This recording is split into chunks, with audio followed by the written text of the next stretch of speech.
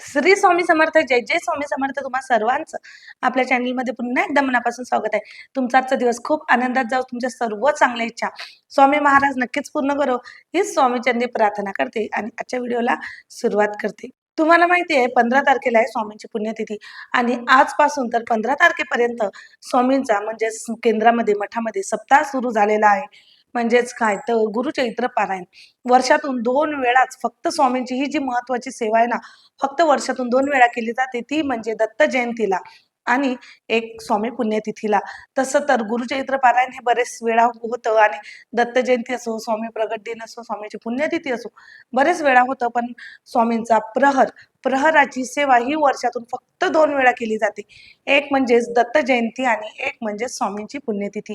यावेळेस स्वामींची प्रहराची सेवा केली जाते आणि ही सेवा एवढी लाख मोलाची आहे ना, की तुम्ही दुसरी कुठलीच सेवा नाही केली तरी सुद्धा चालेल. कारण गुरुचरित्र पारायण तुमचा मधामध्ये मासिक धर्म असेल किंवा सुतक-विटा काहीतरी प्रॉब्लेम असेल तर तुम्हाला नाही करणं शक्य होत असेल किंवा वेळेचं मॅनेज नसेल होत तुमच्याकडून, तर तुम्ही प्रहराची सेवा घेऊ शकता. निदान 5 मिनिटं का होईना पण स्वामींच्या प्रहराची सेवा घ्यायची. एवढं भाग्य लागतं प्रहराच्या सेवेला. प्रहरची सेवा म्हणजेच काय तर आपण या टायमामध्ये स्वामींचे पहारेकरी असतो. म्हणजे स्वामींवर आपण लक्ष ठेवून असतो. तसं तर स्वामी आपल्यावर लक्ष ठेवून असतात, पण या 2 तासामध्ये या 5 मिनिटामध्ये स्वामींचे आपण पहारेकरी असतो. आणि बघा आपलं जर भाग्य बदलायचं असेल, हाताच्या रेषा चेंज करायचं असेल, नशीब बदलायचं असेल ना, तर ही सेवा घ्या. अतिशय उच्च कोटीची सेवा असते. अखंड 7 दिवस स्वामींचा फक्त नाम जप सुरू असतो. प्रहर म्हणजे स्वामींचा अखंड न पडता म्हणजे अखंड थोडासाही खंड गॅप न पडता म्हणजेच मग स्वामी चैत्र सारामृत स्वामींचा जप 11 माळी श्री स्वामी समर्थ जप तर 11 माळी नसतो, तो अखंड जप चालतो, कंटिन्यू थांबत सुद्धा नाही. म्हणजे रोजचे 3-3 अध्याय असतो. तसंच स्वामी चैत्र सारामृताचं अखंड पारायण चालू राहतं.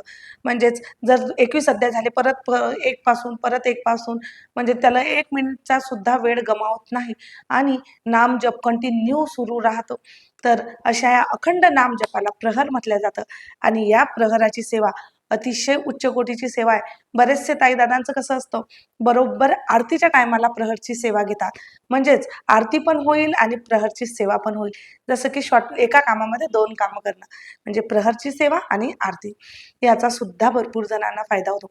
आणि महत्वाचं म्हणजे दिवसभरात तर तुम्ही प्रहराची सेवा करू शकता, पण जे माझे ताई दादा रात्रीचा प्रहर घेतात म्हणजेच रात्री 1-2 वाजता किंवा 12च्या नंतर 3-4 वाजेपर्यंत ज्यांना ज्यांना प्रहरीची सेवा मिळाली आहे ना, ते खूप अतिशय भाग्यशाली आहे.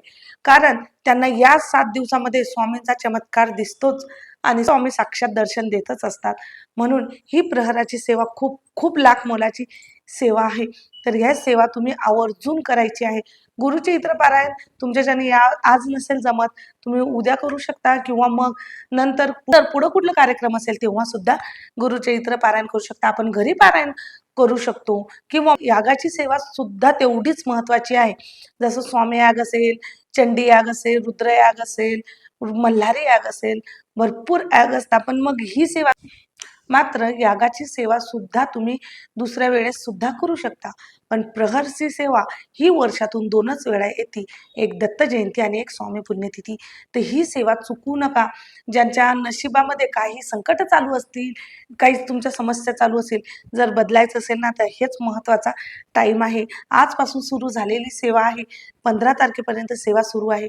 तुमचं जेवढं होत असेल तेवढी सेवा करून घ्या. बघा बऱ्याचशा माझ्या ताई असेल ज्या आता गुरुचरित्र पारायणला सुद्धा बसल्या असतील, घरी सुद्धा सेवा करत असतील आणि प्रहरीच्या सेवेसाठी सुद्धा जात असेल, आरती करत असेल. एवढी सेवा म्हणजे घर संसार करून सुद्धा स्वामींच्या एवढ्या सेवा करत आहे म्हणजेच काय तर स्वामी त्यांच्याकडून सेवा करून घेत आहात. कारण आपण करणारं कोणीच नाही. तुम्ही मनामध्ये कितीही विचार करा, ती गोष्ट तुमच्याकडून होणारच असं नाहीये. जेव्हा स्वामींच्या मनात असेल ना, तेव्हाच त्या सेवा आपल्याकडून घडत असतात. कारण करता आणि करविता तूच एक स्वामीनाथा. तुम्ही सुद्धा प्रयत्न करा, स्वामींना विनवणी करा की तुम्हाला सुद्धा प्रहराची सेवा करायची आहे. आणि महत्वाची सेवा म्हणजेच काय तर केंद्रामध्ये मठामध्ये झाडू मारणे किंवा मग काही भांडे असेल ते तेवढे भांडे घासून घेणे, चपलाची सेवा म्हणजे चपला व्यवस्थित राहणे, हे सुद्धा खूप महत्वाची सेवा आहे. बऱ्याचशा ताई असतात की ज्या आवाज न करता कोणाला न सांगता गुपचाप आपली सेवा करत असतात. मग झाडून काढण्याची असो, भांडे घासण्याची असो किंवा मग चपलीची असो, त्यांना फक्त एवढंच असतं की त्यांना स्वामींच्या मठामध्ये केंद्रामध्ये त्यांना सेवा करायची आहे आणि स्वामी त्यांना फळ सुद्धा असंच गुपचाप देत असतात. कोणाला न कळत, फक्त ते स्वामींना माहिती असतं आणि ज्यांच्या आयुष्यामध्ये बदल असतं त्यांना माहिती असतं की हे आपल्याला स्वामींनी दिलं आहे. आरती करणंच म्हणजेच काय, की मी नैवेद्य केला, आज मी आरती करत आहे, आरती करायची आपलं समोर नाही. ही सेवा स्वामींनी सुद्धा सांगितलं आहे की माझ्या आरतीपेक्षा जर जो झाडून काढेल, ज्या ह्या सेवा आहेत छोट्या मोठ्या, ह्या सेवा जो करेल ना स्वामी त्यांच्यावर लवकर प्रसन्न होत असतात. म्हणून यावेळेस सेवा करा, पण कोणाला न सांगता सेवा करा आणि आवर्जून प्रहराची सेवा कराच करा. कारण प्रहराची सेवा घरी केल्या जात नाही, कुठं केल्या जात नाही. वर्षातून 2 वेळा सेवा येते आणि ते म्हणजे मठातच असते.